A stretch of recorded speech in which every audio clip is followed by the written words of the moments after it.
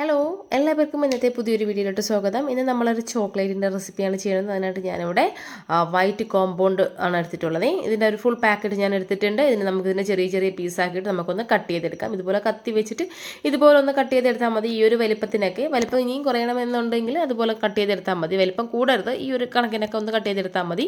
ഇനി നമുക്കിതിനൊരു ബൗളിലോട്ടൊന്ന് മാറ്റി കൊടുക്കാം. എന്നിട്ട് നമുക്കിതിനൊരു ഡബിൾ ബോയിലിംഗ് ചെയ്യണം. അതിനായിട്ട് ഞാൻ ഫസ്റ്റ് ഒരു പാത്രത്തിൽ കുറച്ച് വെള്ളം ഒന്ന് ചൂടാവാനായിട്ട് വെച്ചിട്ടുണ്ടായിരുന്നു.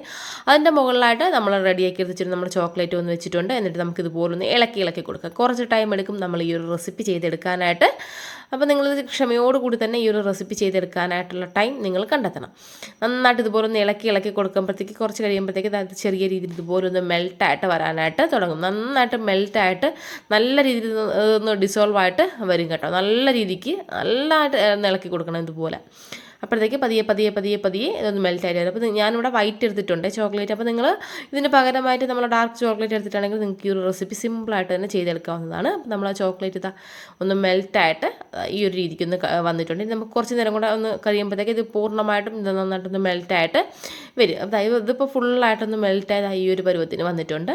കണ്ടല്ലോ, നന്നായിട്ടൊന്ന് ഈ ഒരു പരുവത്തിന് വന്നിട്ടുണ്ട്. ഇനി നമുക്കിതിനെ മാറ്റാം. നമ്മൾ ഇങ്ങനെ ഈ ഒരു റെസിപ്പി ചെയ്യുമ്പോഴത്തേക്ക് എല്ലാം വളരെ സ്പീഡായിട്ട് വേണം ചെയ്യാനായിട്ട്. ഇതിൽ ചേർക്കേണ്ട സാധനങ്ങളെല്ലാം പെട്ടെന്ന് ചേർത്തിട്ട് ഒന്ന് മിക്സ് ചെയ്തെടുക്കണം. കാരണം ഇത് തണുക്കും തോറും ഇതൊന്ന് സെറ്റ് ആവാനായിട്ടുള്ള ചാൻസ് ഉണ്ട്. ഇനി നമുക്കിതിലോട്ട് 1.5 ടേബിൾ സ്പൂണോളം റിഫൈൻഡ് ഓയിലും കൂടെ ഒന്ന് ചേർത്ത് കൊടുത്തിട്ട് നന്നായിട്ട് എല്ലാം കൂടെ ഒന്ന് മിക്സ് ചെയ്ത് കൊടുക്കാം. ഇനി നമുക്കിതിലോട്ട് ഒരു 1.5-2 ടേബിൾ സ്പൂണോളം നമ്മുടെ പാൽപ്പൊടിയും കൂടെ ഒന്ന് ചേർത്ത് കൊടുക്കാം. അപ്പോൾ ഞാനൊരു 1.5 ടേബിൾ സ്പൂൺ പാൽപ്പൊടി ചേർത്തിട്ടുണ്ട്.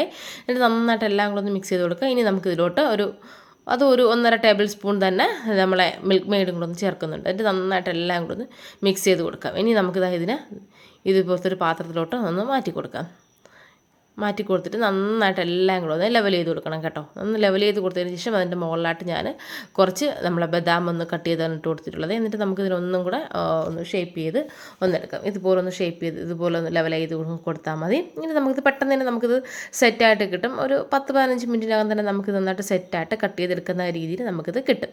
അപ്പോൾ ഇത്രയേ ഉള്ളൂ. വളരെ സിമ്പിളാണ്. വീട്ടിൽ നമ്മൾ ഉള്ള ചേരുവകളൊക്കെ കൊണ്ടുവന്ന് നമുക്ക് ചെയ്യാനായിട്ട് പറ്റും.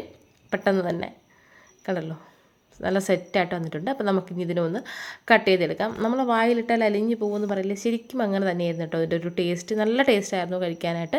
അതാ നമുക്കിത് പൊട്ടിപ്പോവാണ്ട് നമുക്കിതുപോലെ ഒന്ന് കട്ട് ചെയ്തെടുക്കാനായിട്ട് പറ്റും. ഇത്രയേ ഉള്ളൂ. ഒന്ന് ട്രൈ ചെയ്ത് നോക്കിയിട്ട് ഫീഡ്ബാക്ക്സ് അറിയിക്കണേ. ഇഷ്ടമായ ചാനൽ സബ്സ്ക്രൈബ് ചെയ്ത് സപ്പോർട്ട് ചെയ്യാനായിട്ട് മറക്കല്ലേ. പുതിയ വീഡിയോ ആയിട്ട് നമുക്ക് ചാനലിലോട്ട് തന്നെ വീണ്ടും കാണാം. അപ്പോൾ thanks for watching. Thank you.